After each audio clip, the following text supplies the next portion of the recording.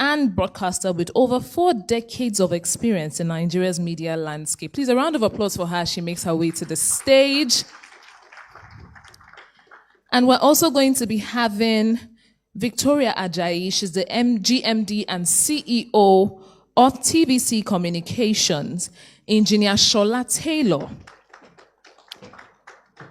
Celestine Achi, an AI educator and consultant. And Ula Jervinen, I think, if I got that correctly. Please forgive me if I didn't. Thank you. He is an AI strategist. So this conversation is going to be quite futuristic, Kabi. Yes. Please, another round of applause for them. This applause is not having the energy that we have for the day. Please, let's double up on that. Thank you very much. Okay, thank you very much. Like has been announced, my name is Amina Muhammad, and I welcome my speakers and panelists to this session of the program. Without much ado, I just want to again beg your indulgence. You can see the hush-hush that we are being faced with in terms of timing and duration.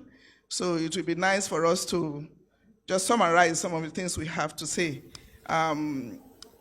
To start with, let's have, like the anchor said, we seem to have phobia for this AI. We have different interpretations. We have different things, the way it affects us.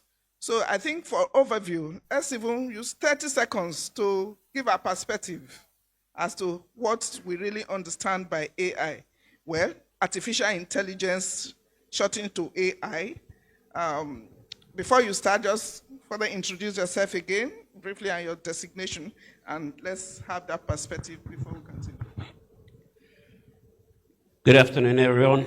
My name is Ola Järvinen. I come from a company called Go4 from Finland. Finland is one of the leaders in digitalization of society, and that's what takes me here to discuss the role of AI in several Nigerian conferences. I've been working with AI for about 15 years, and the last 2 years have been different than the previous 13 years. And to put it very short, the hype around AI is about generative AI. And effectively, generative AI is a human simulator. It tries to do very efficiently what humans can do. Okay, good afternoon, everyone. Thank you so much for the invitation. Victoria Ajayi, the CEO of TVC Communications. I would talk or speak about AI from the perspective of a broadcaster. And for me, it's simply artificial intelligence being a system that simply computes or does computing activities faster than, and processing activities faster than humans. It's simply that. So we can do the same things artificial intelligence can do, it's just that it can do it 10x and sometimes 100x more faster than we can. Thank you. Thank you. My name is Shola Taylor, CEO of TED Consults. I was the immediate past Secretary General of the Commonwealth Telecommunications Organization, and I've traveled around the world, visiting about 89 countries, doing ICT. The two former speakers have talked about AI. For me, let me summarize it this way. Change is the only thing that's constant in life. What's AI doing? It's simply replacing our human process of thinking, how we take decisions. You see somebody, you've interacted with them for a while, you can almost predict them. But is that prediction correct?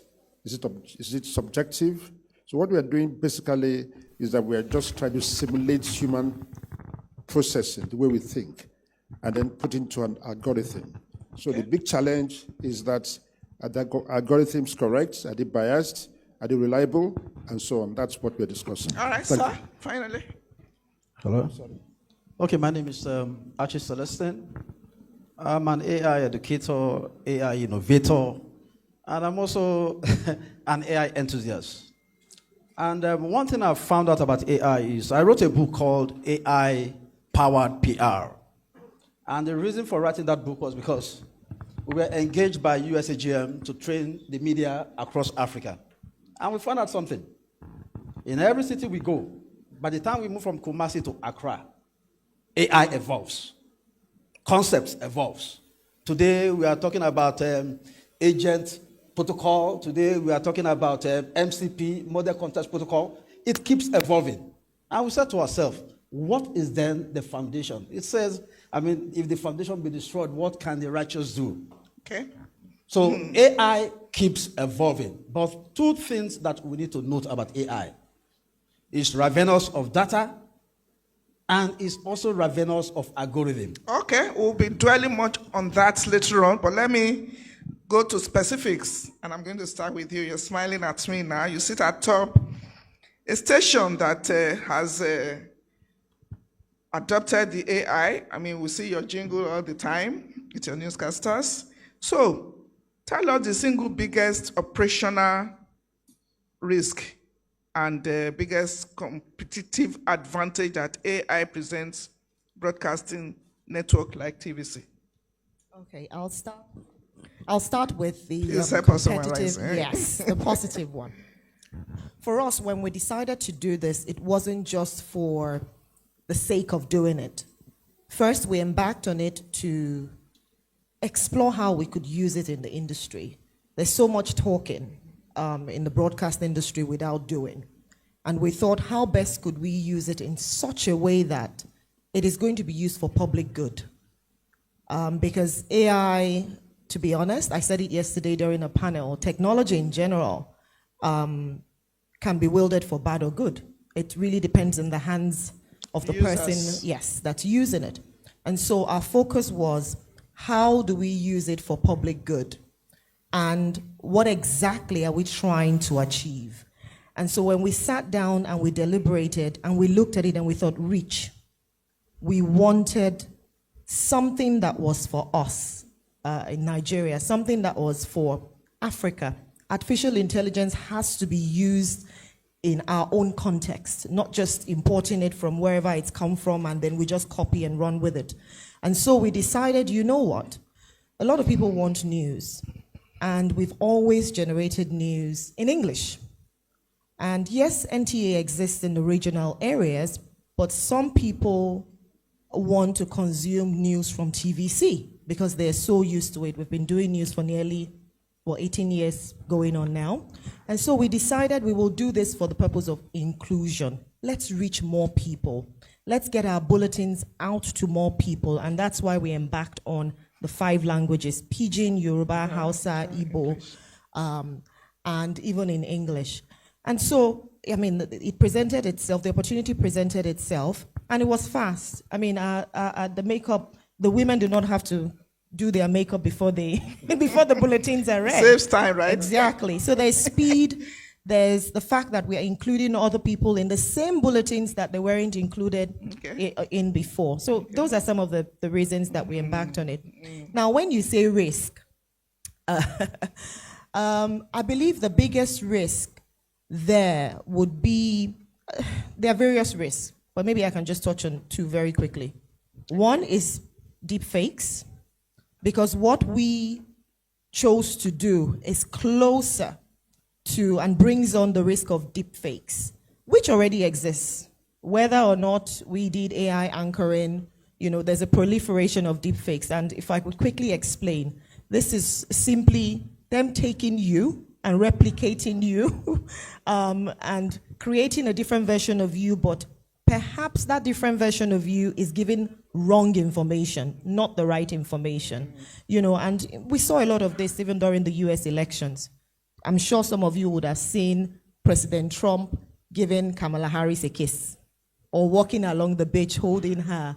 Those types of things were deep fakes. So that is one of the risks that exists. Another risk, of course, is misinformation. So using that platform for misinformation. So there are many risks, but there are also ways to mitigate those risks. It should not deter us from using what is supposed to amplify and help public good. Okay, I'm still with you. You have actually preempted me from what I want to say next, deep fake. But the environment we are in Africa, it's like virtually, how do you build trust? How do you build trust? Particularly, you said yesterday, which we know, that you are first in breaking news, first in breaking authentic news. Absolutely.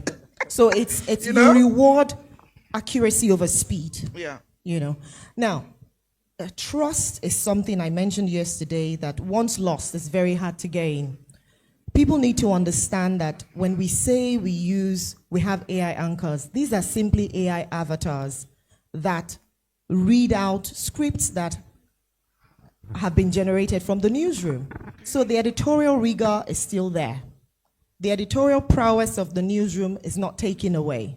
The newsroom, in fact, maintains the responsibility of misinformation because it is what is generated from the newsroom that's simply fed to these AI avatars that's simply reading the news to you in the various languages, our own local languages. So AI isn't generating the news.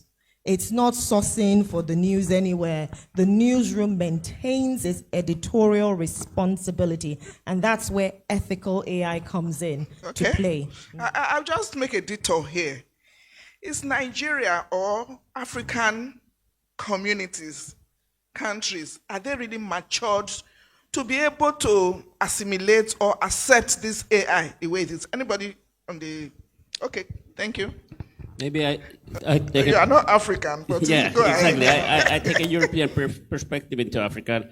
I think that Africa can actually benefit the most from AI because the fact that there are a lot of people who are somehow underserved or underprivileged, and AI has the ability to bring the content, bring the information to them using those means that they have. It can be voice call, it can be strange language, it can be talk to an illiterate person, it can be generated videos, whatever it is.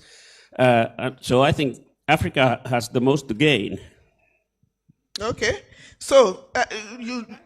In there, whilst Africa I hope they has won't the accuse most me of gain- gender insensitivity. So Yeah, go on. we found out that in a lot of the artificial intelligence platforms that were available, one of the first challenges we faced was that our languages were not available. Okay. So there was no Yoruba, Igbo, Hausa, and there were over 150 languages available, Dutch, Spanish, everything, but African languages are not there. So you can't select Swahili and put your script in. It will not do it. You can't select. That was the first challenge we had. So we in Africa, if we're going to use artificial intelligence right, we need to develop our own language models. And we need to begin to train AI and ensure we have our own language models so that it works for us. It more or less contextualizes promoting it our for us. languages. Absolutely. And our culture. Yeah. Okay, so where does policy come in here? Because when NBC is the one organizing this program and regulations and all of that, how do we begin to differentiate to say, okay, this is AI, policy has been able to ascertain the use of AI, particularly when you talk of content production? You want to take that up? Yes, I think it's important that countries like ours should develop policy on the ethical aspects of AI. We have no choice, we need to embrace AI. And we are already embracing AI. Just about 2 months ago, I was invited to a River State competition of young people.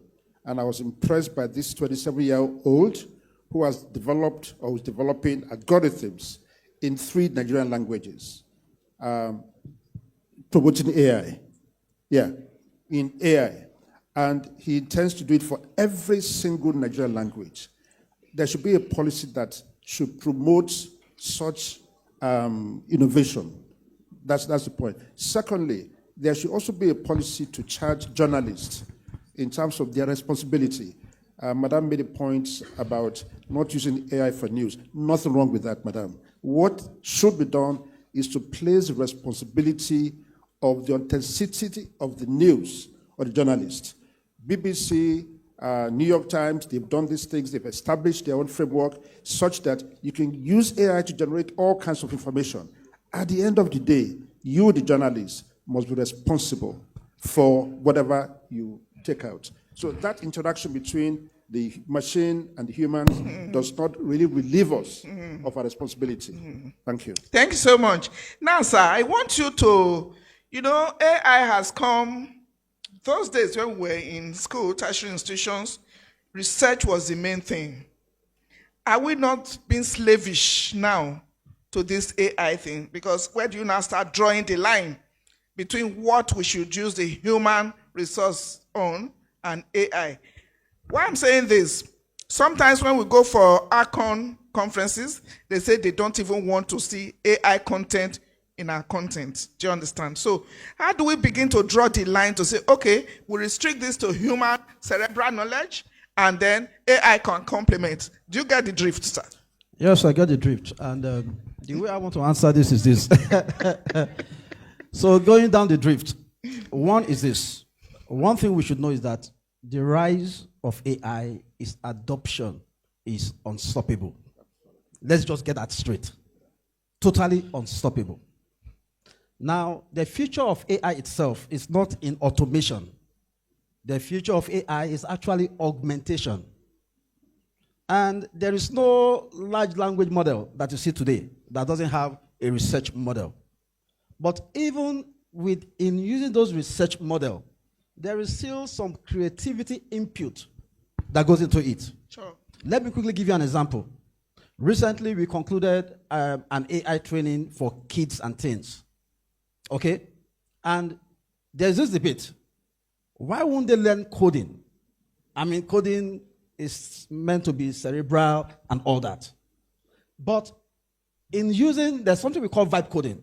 But even while you are vibe coding, you are expected to develop a PROD. And in developing that PROD, it is logical reasoning.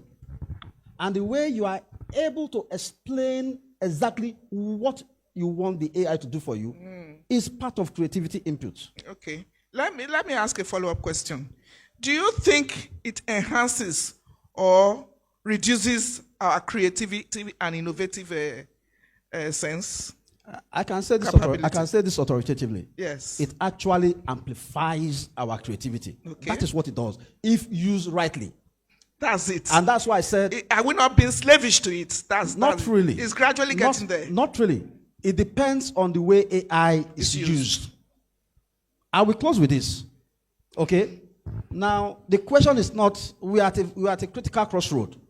And the question is not whether we use AI or not. That's not the question now. The question is, effective use. Do we use this technology to do three things? One, to empower Africans. Two, to protect Africans. And three, to ensure that they have that power in their hands to determine what AI can do. Thank you very much. You know, when conversations like this happen, or when you have a new thing, some who are not too conversant with technology will say, this is an imperialistic influence. Are they coming to send us away out of the job, colonize us, like somebody has said, you know? We begin to really estray this narrative because they are not all technologically savvy to be able to embrace this. You want to lend a voice to that? How do we begin to say, okay, these are the basics that we should first of all embrace before we now go the full hog to say, yes, AI is here. They have done that effectively. Mm-hmm. That's a good perspective. And I think that the reason why people are fed up with AI discussions is that AI is just a computer program. And why it's being discussed so much is simply because it raises so many feelings, because it's very human-like. But it's still a computer program. All new technology raises fears and feelings. Trains did it, cars did it, planes did it, AI does it. But let's treat it just as technology that comes from somewhere. In this case, it comes from the US, mostly. From other continents, of course, as well. But just start using it. And then take what you get. So not all cars are manufactured in Africa, and still you drive them. So AI, take whatever AI you have and use it for your own good. And I think actually entertainment is really good platform for using AI, because it in a way democratizes entertainment, and entertainment is mostly about hallucination anyway. So you can let the AI hallucinate freely and have fun with it. Okay, thank you so much. And you know that sometimes we hear that AI has even been with us for a very long time. the Google Drive that we use to navigate different terrain. Some people say it's AI. But madam, I want to come to you again, Madam Victoria. This human in loop, you have done it very well. Tell us, how has it worked for you in a way that you convince people that there's really not much of danger in it? Okay, so we've already established that it's here to stay. It's just how we use it ethically that matters. I don't think it even needs much convincing, to be honest. The very first day we released the first bulletin, which was in Yoruba, I remember people in the chat box, quite a lot of comments, and you hear some people say, oh, this reminds me of the good old NTA days. And I'm thinking NTA is still here. You know, NTA is around. It's just a reminder. I think it just reminded people of, oh, how, you know, some of the generations, Gen Z and Gen Alphas, because they don't watch NTA, they've never listened to news or heard information said in those languages because they don't listen to it. So upon seeing that, they are wondering, oh, news can be this interesting in our language, in our native language. So it doesn't need much convincing. Okay. Those who already think in that language, do business in that language, will gravitate towards it anyway. So it's there to amplify information. I don't think you need to convince anyone. Where we need to be very, very cautious, and I repeat, is the trust factor. Trust. It's the trust factor. So it's really about, I'm a finance person, so I use equations a lot. So I always tell the team, it's technology times transparency equals trust. So as long as you use the technology in a way that's transparent, evident to anyone using it that AI has been used in this process, then that trust will not be eroded. They can easily tell that you had AI help. You want to add a little to it? Yeah, just to comment on the ethics. Ethical use of technology is very important in all technologies, especially in healthcare, but in everything. And our experience is that actually assessing the ethics of AI is easier than assessing ethics of the use of other technologies because AI is so human-like. So if AI does something that would be unethical for a human, that is unethical for the machine. Okay, thank you. Now let's look at the ownership of the intellectual property. Any of you can take it. You know, you create content, you say you must own it to be able to have the intellectual property ownership of that. When you are now complementing it with AI content, as it were, who owns the property? I think that's one of the areas that needs some further studies. Now, if you generate a document based on an AI already generated document, which also has some intellectual property rights, there must be some law somewhere, I'm not a lawyer, that will ensure that you recognize that intellectual property. So I think it's an area where policy making is quite important. More importantly for me is that this kind of forum should be addressing issues like what kind of policies should we have in Nigeria and countries like us. And I think one, gender sensitive. Two, cultural. Every algorithm must take into account our environment. Even in Europe, they started, and the women started saying, no, we cannot accept this. This algorithm is thinking like men. We are women. That's not how we think. Come to Nigeria. It's even more complicated with different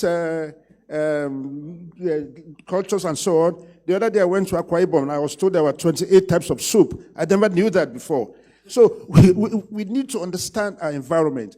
And when our younger people are developing algorithms, they need to be sensitive about the environment in which they are developing these things. Not just to copy something from Europe, there must be supervision. Even in news rooms, editors should be very, very, very careful about approving news items. How is it generated?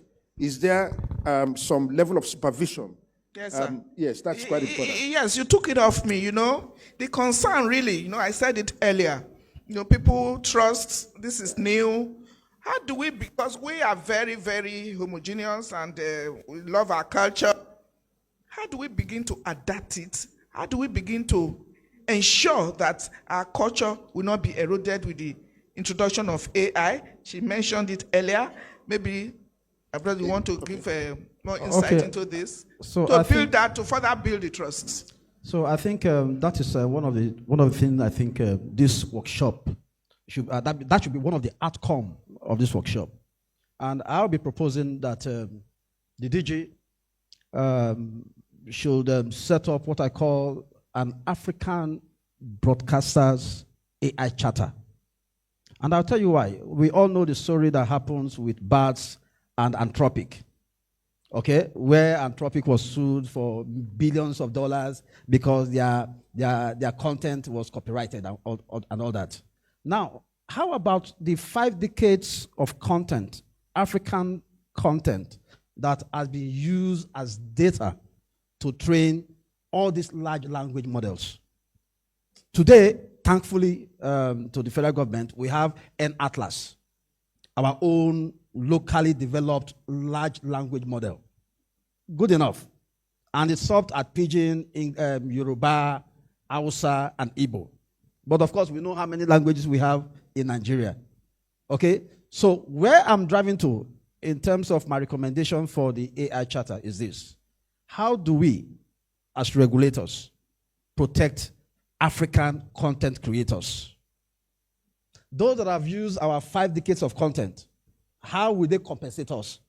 These are critical questions that this workshop needs to answer. Thank you. Thank you very much. Madam, you have been using AI in broadcasting, and you're also a finance person. So share with us, data form, how, the last question, how we are able to further ingrain into our culture, adapt it, and all of that. Has it worked for you? And again, when you talk of procurement, how have you fared in that regard? Okay, I think when we talk artificial intelligence, a lot of people think it's very expensive. I can tell you firsthand that it's not terribly expensive. I mean, not with what we have done. People think you have to invest lots and lots of money. Try your hands at it first. In fact, with generative AI we're all using, how many of us are actually paying for the ChatGPT version that you're using? How many? However, we had to pay for the version of the agentic AI platform we wanted to use because of your last question, data privacy. We had to, because we were cautious of the fact that, number one, the avatars that are going to be used itself, we don't want 2 years down the line, someone will come up and say, you use my image, pay me some dollars, right? Or, you know, you use my voice, that's my intellectual property. We were very cautious of that. And so we decided we would not use anything off the shelf. We would use our own voices, our known faces, because, you know, that trust and credibility is something else we wanted to keep. So if you know our anchors, you see them, you see their AI versions as well. And then we decided to add that cultural responsiveness to it. We said, Yoruba, Igbo, Hausa will dress in those cultural attires. So before you even speak, when you see the Yoruba anchor, you know it's a Yoruba anchor. You see, it's our human touch and our human judgment that we used and to create what we wanted to create for the AI anchor. So there is still a lot of human intervention in this, 100%. You know that there are several questions here, but we have been told that we'll just round off now.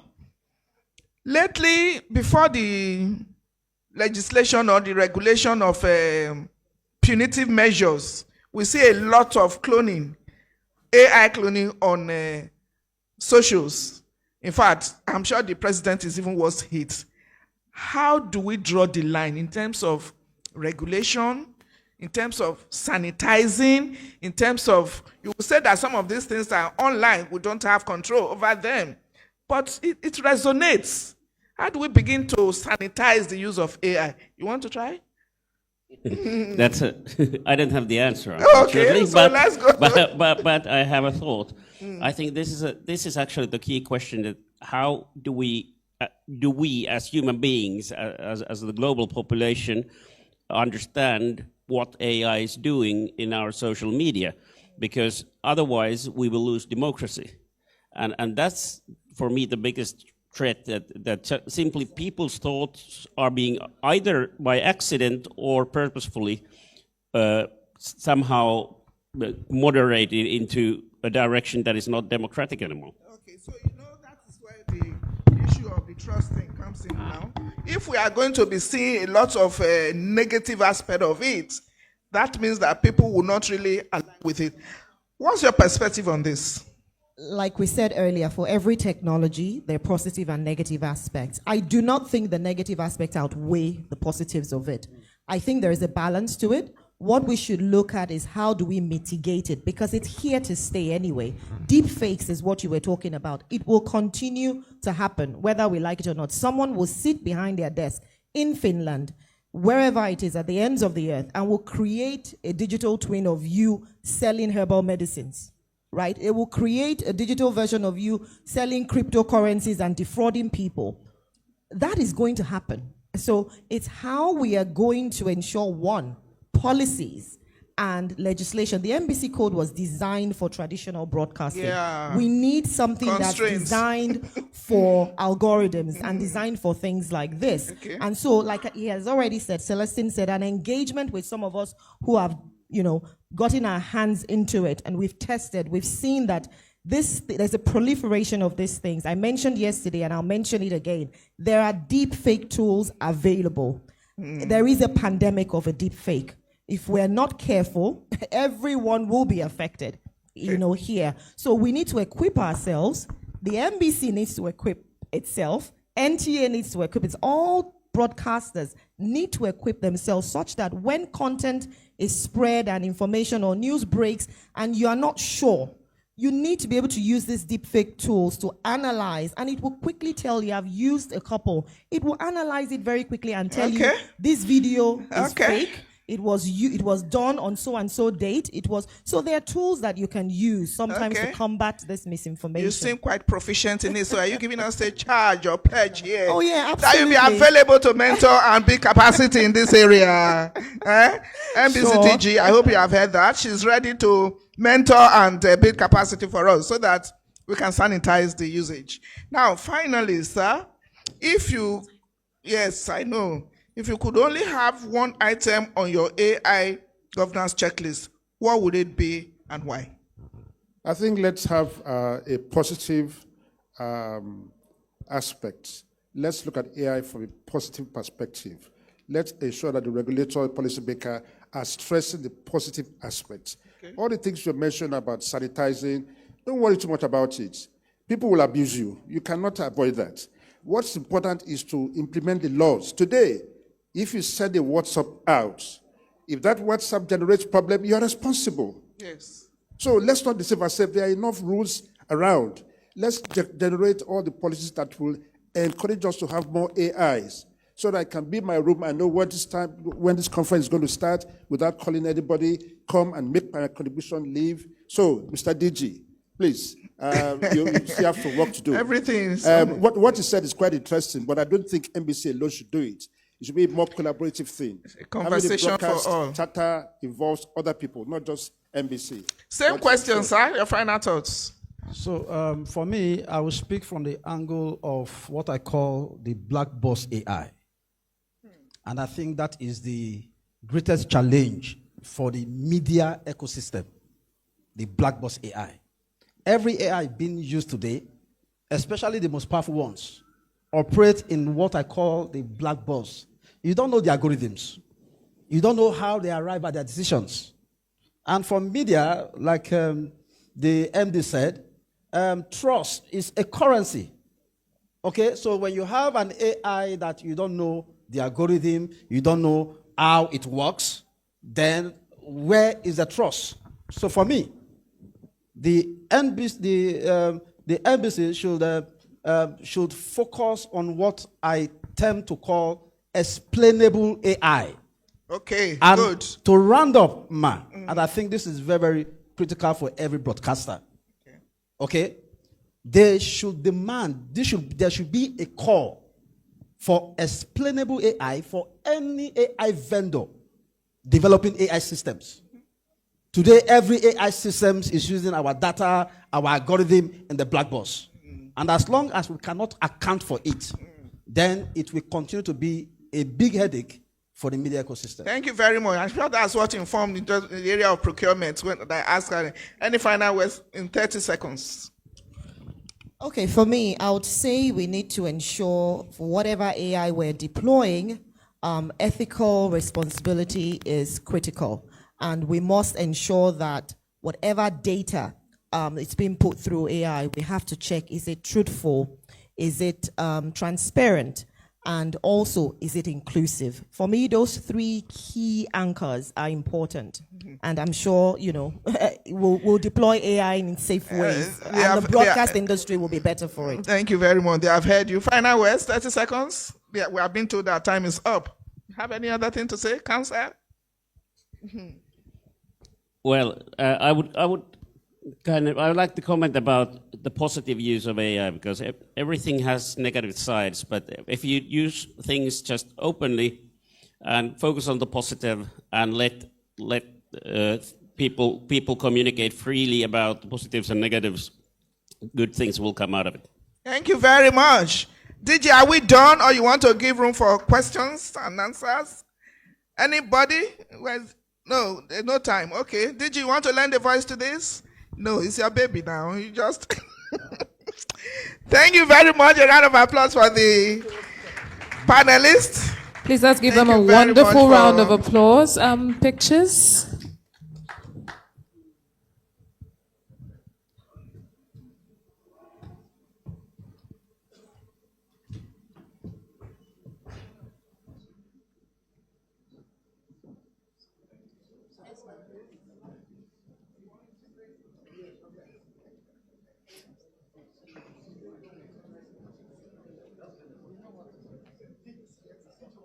Again, if you have any questions relating to what was discussed in this just concluded panel, please, you can meet up with them, while they're seated or still in the arena, and ask them your questions personally, because we do not have a lot of time to take our individual questions relating to what was discussed in this just concluded panel. Please, you can meet up with them, while they're seated or still in the arena, and ask them your questions personally, because we do not have a lot of time to take our individual questions.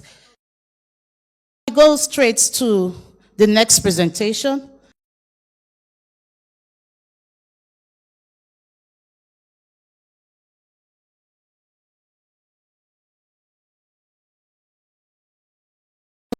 To our next panel discussion, which looks beyond subscription, alternative revenue models. And just before we get into that, I'm sure that what we have deduced, or I hope that we have deduced how important AI is going to be in the near future. It's already very important, very pertinent now, and it's not something